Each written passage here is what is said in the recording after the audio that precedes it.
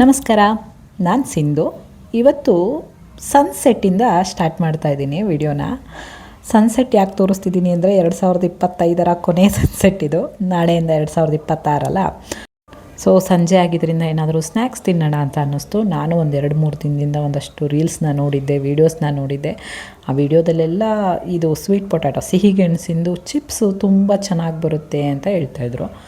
Oil ಫ್ರೀಯಾಗಿ ಮಾಡ್ಬೋದಲ್ಲ, O T G ಬೇರೆ ಇತ್ತಲ್ಲ, ಒ ಟಿ ಜಿಯಲ್ಲಿ ಟ್ರೈ ಮಾಡೋಣ ಹೆಂಗೆ ಬರುತ್ತೆ ಅಂತ ಹೇಳ್ಬಿಟ್ಟು ಅವ್ರು ಹೇಳ್ದಂಗೆ ಎಲ್ಲ ನೀಟಾಗಿ ವಾಶ್ ಮಾಡಿ ಕಟ್ ಮಾಡಿ ಸಿಪ್ಪೆ ಎಲ್ಲ ತೆಗೆದು ಅದರಲ್ಲಿ ಚಾಪರಲ್ಲಿ ಚಾಪ್ ಮಾಡೋಕ್ಕೆ ಹೋಗ್ತೀನಿ. ಅವರು ಸ್ಲೈಸಸ್ ಆರಾಮಾಗಿ ಬಂದುಬಿಡುತ್ತೆ ಅಂದರು. ಓ ಯಪ್ಪ, ಎಷ್ಟು ಕಷ್ಟ ಆಯಿತು ಅಂದರೆ ಸಿಹಿಗೆಣಸನ್ನು ಅಷ್ಟು ಹಾರ್ಡಾಗಿರುತ್ತೆ ಚಾಪರಲ್ಲಿ ಚಾಪ್ ಮಾಡಲಿಕ್ಕೆ ಅಂತ ನಿಜ ಕಷ್ಟ ಆಯಿತು.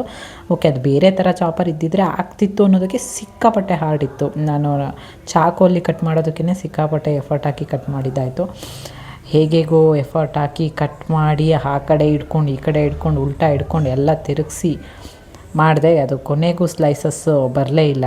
ಸ್ಲೈಸಸ್ ಬರದೇ ಇದ್ದಿದ್ದರಿಂದ ಅದನ್ನು ತೆಗೆದು ಪಕ್ಕಕ್ಕಿಟ್ಟು ನೈಫಲ್ಲಿ ಕಟ್ ಮಾಡೋಣ ಸ್ಮಾಲಾಗಿ ಅಂತ ಹೇಳಿ ನೈಫಲ್ಲಿ ಕಟ್ ಮಾಡಿದೆ.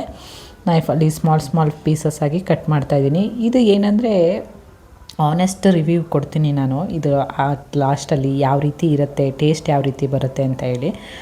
ಸಿಕ್ಕಾಪಟ್ಟೆ ವೀಡಿಯೋಸು ವೈರಲ್ ಆಗಿತ್ತು. ಇದು ಕೂಡ ಏನಂದರೆ ಸಿಹಿಗೆಣಸನ್ನು ಆಯಿಲ್ ಫ್ರೀಯಾಗಿ ಆರಾಮಾಗಿ ಚಿಪ್ಸ್ ಮಾಡ್ಕೊಂಡು ತಿನ್ಬೋದು ಅಂತ ಹೇಳಿ. ಸೊ ಅದ್ರ ಮಧ್ಯದಲ್ಲಿ ಪ್ರೀ ಹೀಟಿಗಿಟ್ಟೆ ಅವನ್ನು ಪ್ರೀ ಹೀಟಿಗಿಟ್ಟು ಮತ್ತು ಅದರಲ್ಲೆಲ್ಲ ಏನು ಇದೆ ಅದನ್ನು ರೆಡಿ ಮಾಡ್ಕೊಳ್ಳೋಣ ಅಂತ ಹೇಳ್ಬಿಟ್ಟು ಅಷ್ಟೇ ಎಲ್ಲ ಚಾಪ್ ಮಾಡಿ ನೀಟಾಗಿ ಸ್ಲೈಸಸ್ ಮಾಡಬೇಕು. ಸಿಹಿಗೆಣಸು ನಮ್ಮ ಆರೋಗ್ಯಕ್ಕೆ ಸಿಕ್ಕಾಪಟ್ಟೆ ಒಳ್ಳೆಯದು. ಸೊ ಆವಾಗವಾಗ ಬಳಸ್ತಾ ಇರಬೇಕು. ಈ ಕಡೆ ಬಂದು 2 ಸ್ಪೂನಷ್ಟು ಆಯಿಲ್ ಹಾಕ್ಕೊತೀವಿ. ಆಯಿಲ್ ಹಾಕ್ಕೊಂಡಾದ್ಮೇಲೆ ರುಚಿಗೆ ತಕ್ಕಷ್ಟು ಉಪ್ಪು, ಖಾರದ ಪುಡಿ ಹಾಕಬೇಕು.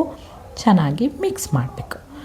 ಚೆನ್ನಾಗಿ ಮಿಕ್ಸ್ ಮಾಡಾದಮೇಲೆ ಆ್ಯಕ್ಚುಲಿ ಟ್ರೇಗೆ ಜೋಡಿಸ್ಕೋಬೇಕು, ಆಯಿತಾ. ಇದಿಷ್ಟು ಪ್ರೊಸೀಜರು ಅಲ್ಲಿದ್ದಿದ್ದು. ಇದಕ್ಕೆ ಎಕ್ಸ್ಟ್ರಾ ಬೇಕಾದರೆ ನಾವು ಚಾಟ್ ಮಸಾಲ ಇರ್ಬೋದು, ಬೇರೆ ಥರ ನಿಮ್ಮ ಫ್ಲೇವರ್ಸ್ ಏನಿದೆಯಲ್ಲ ಆ ಥರದ್ದು ಫ್ಲೇವರ್ ಏನಾದರೂ ಹಾಕ್ಕೋಬೋದು. ಬಟ್ ನಾನು ಇಷ್ಟಕ್ಕೆ ಎನಫ್ ಸಾಕು ಅಂತ ಅನ್ನಿಸ್ತು. ಸ್ವಲ್ಪ ಖಾರ ಹಾಕ್ಕೊಂಡೆ. ಇನ್ನು ಸಾಲ್ಟ್ ಹಾಕ್ಕೊಂಡು ಚೆನ್ನಾಗಿ ಮಿಕ್ಸ್ ಮಾಡಿ ಆ ಟ್ರೇ ಏನು ಬರುತ್ತಲ್ಲ ಅದಕ್ಕೊಂದು ಸ್ವಲ್ಪ ಆಯಿಲ್ನ ಗ್ರೀಸ್ ಮಾಡಿ ನೀಟಾಗೆ ನಾವು ಮಾಡಿರುವಂತಹ ಸ್ಲೈಸಸ್ನ ಜೋಡಿಸ್ಕೊಂಡೆ.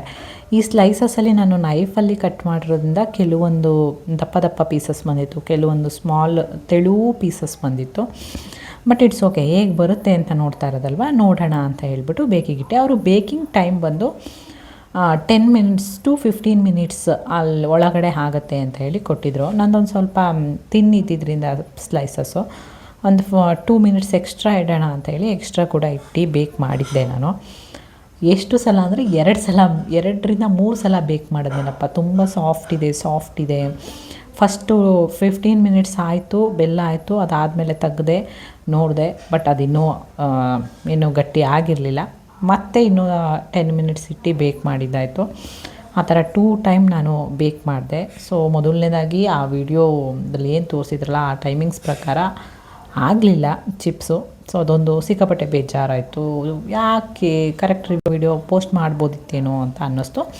ಬಟ್ ಇಟ್ಸ್ ಓಕೆ, ನನ್ನದೇ ಮಿಸ್ಟೇಕ್ ಅಂತ ಅಂದ್ಕೊತೀನಿ. ಯಾಕಂದರೆ ಪೀಸಸ್ ದಪ್ಪ ಇದ್ದಿದ್ದರಿಂದ ಹಾಗಾಯ್ತೇನೋ ಅಂತ ಅಂದ್ಕೊಂಡೆ. ಟೇಸ್ಟ್ ಹೇಗಿರುತ್ತೆ ತುಂಬ ಇಂಪಾರ್ಟೆಂಟ್ ಅಲ್ಲ.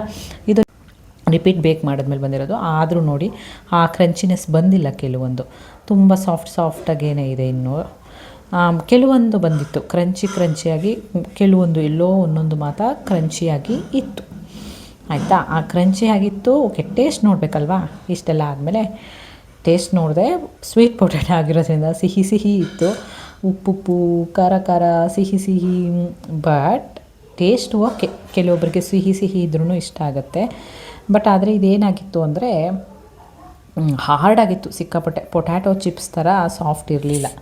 ಸೊ ಸಿಕ್ಕಾಪಟ್ಟೆ ಹಾರ್ಡ್ ಮತ್ತು ಸ್ವೀಟ್ ಆಗಿತ್ತು ಈ ಚಿಪ್ಸು. ಯಾವ ಕಾರಣಕ್ಕೂ ಚಿಪ್ಸ್ ಥರ ಬಂದಿರಲಿಲ್ಲ. ಸೊ ನಿಮಗೆಲ್ರಿಗೂ ಯೂಸ್ ಆಗುತ್ತೆ ಅಂದ್ಕೊಳ್ತೀನಿ. ಬಾಯ್.